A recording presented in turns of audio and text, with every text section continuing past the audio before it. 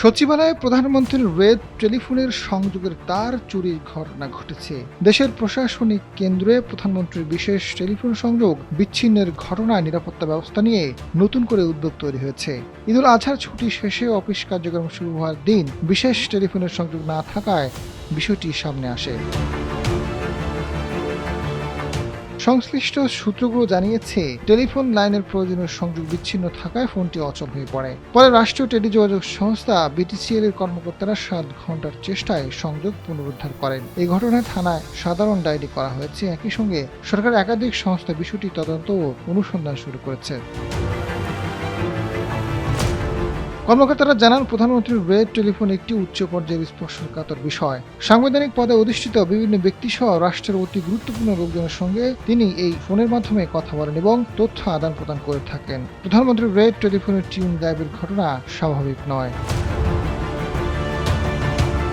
এদিকে নিরাপত্তা ব্যবস্থা দুর্বলতা নিয়ে অসন্তোষ প্রকাশ করেছেন সচিবালয়ের একাধিক ঊর্ধ্বতন কর্মকর্তা। তাদের মতে, দেশের সবচেয়ে গুরুত্বপূর্ণ প্রশাসনিক স্থাপনা সত্ত্বেও সেখানে নিরাপত্তা নিশ্চিত করতে কার্যকর পদক্ষেপের ঘাটতি রয়েছে। বিভিন্ন সময় সাধারণ মানুষের অবাধ যাতায়াত এবং নিরাপত্তা বলয় ভেঙে প্রবেশের ঘটনা ঘটেছে। বিষয়টি নিয়ে বিটিসিএল এর কর্মকর্তা মুরাদ হোসেন জানান, প্রধানমন্ত্রীর রেড টেলিফোনের সংযোগ না থাকায় বিষয়টি সকাল 8টার দিকে জানানো হয়েছে। তাৎক্ষণিকভাবে টেলিফোন সেট সহ এর অন্যান্য বিষয়গুলো পরীক্ষা করে কাজ শুরু হয়। 7 ঘন্টা চেষ্টার পর বেলা 3টার দিকে সংযোগ দিলে টেলিফোনটি চালু হয়েছে। এ বিষয়ে সংশ্লিষ্ট থানায় সাধারণ ডায়েরি করা হয়েছে। সরকারের একাধিক গোয়েন্দা সংস্থা বিষয়টি অনুসন্ধান ও তদন্ত করছে। অনুসন্ধানের পর যথাযথ কর্তৃপক্ষ বিষয়টি জানাবে।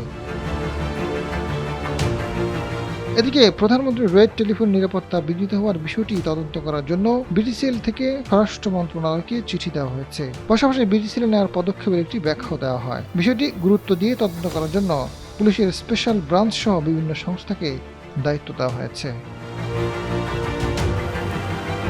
আজাদ ফারুক, সময়ের আলো।